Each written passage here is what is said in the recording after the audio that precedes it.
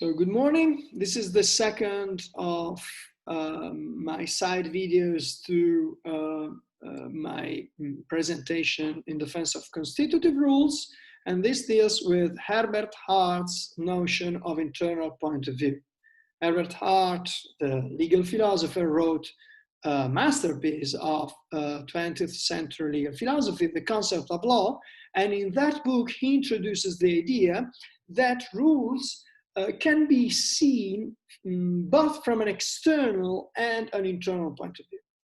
So if you're external to a rule, let's say you consider the rule as a way to predict the behavior of others, for example, as a way to register regularities of behavior.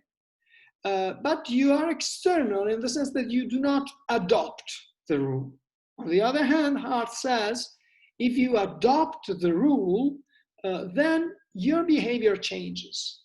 You do not simply conform with the rule, but you use the rule as a standard for conduct, so you justify your behavior in terms of the rule, and also you criticize the behavior of others in terms of the rules. So there is a normative reaction when you have an internal point of view.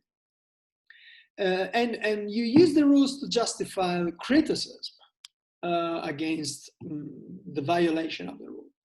And also Hart says you use a specific kind of normative vocabulary like must, ought, or when you introduce secondary rules, normative vocabulary in terms of really institutional statuses, like, for example, this norm is valid, this norm is unconstitutional, and the like. So the idea is that there are two ways to deal with rules and to consider the rules. If you are internal, your behavior changes, your way of speaking changes. If you are external, you use the rules to register behavior or to predict behavior.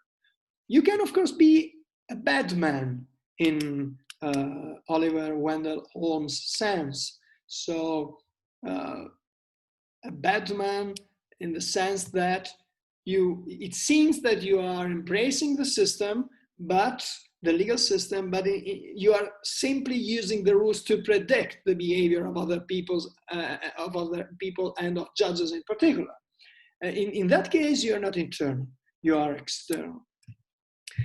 So my idea in this paper and presentation is that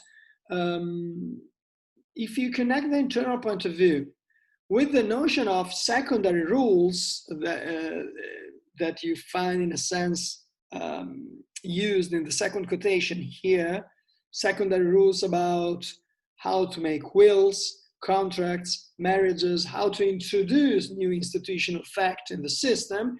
So if you connect the internal point of view with these secondary rules, you arrive at a position which is very similar to Searle's view about the sea of institutionality. So we live, Searle says, in a world which is institutional because it is populated by institutional entities that are constituted by rules.